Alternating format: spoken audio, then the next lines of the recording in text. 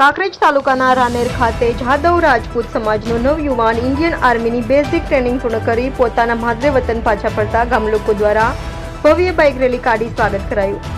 પ્રાપ્ત વિગત અનુસાર કાંકરેજ તાલુકાના રાનેર ખાતે જાદવ રાજપૂત સમાજના નવયુવાન મુકેશસિંહ વિજુભા પોતે ઇન્ડિયન આર્મીની 6 મહિનાની ટ્રેનિંગ પૂર્ણ કરી પોતાના માદરે વતનમાં પાછા ફરતા ગામ લોકોમાં હરખની હેલી ઉભરાણી હતી. જેમાં સૌથી અગત્યની બાબત વિશે વાત કરીએ તો રાનેર ખાતે જાદવ રાજપૂત સમાજમાં સૌપ્રથમ વખત ઇન્ડિયન આર્મીમાં સતત પ્રયત્નશીલ રહીને 6 મહિનાની બેઝિક ટ્રેનિંગ કેમ્પ પૂર્ણ કરી પોતાના ઘરે આવી પહોંચ્યા હતા અને ગામના લોકોએ ભવ્ય બાઇક રેલી યોજીને ભવ્ય રીતે સ્વાગત કર્યું હતું.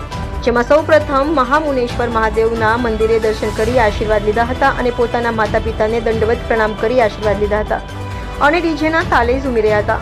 તેમાં રાનેર ગામના તમામ યુવાનો અને વડીલો સહિત મહિલાઓ અને બાળકો પર વીર જવાનના ભવ્ય સ્વાગતના સાક્ષી બન્યા હતા.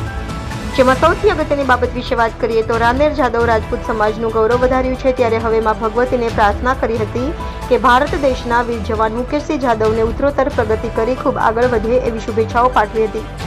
રિપોર્ટર અમરસિંહ જાદવ. જય માતાજી. જય માતાજી. આર્મીની ટ્રેનિંગ કઈ જગ્યાએ હતી તમારે? મારી આર્મીની ટ્રેનિંગ લખનૌમાં એએમસી સેન્ટર એન્ડ કોલેજમાં હતી.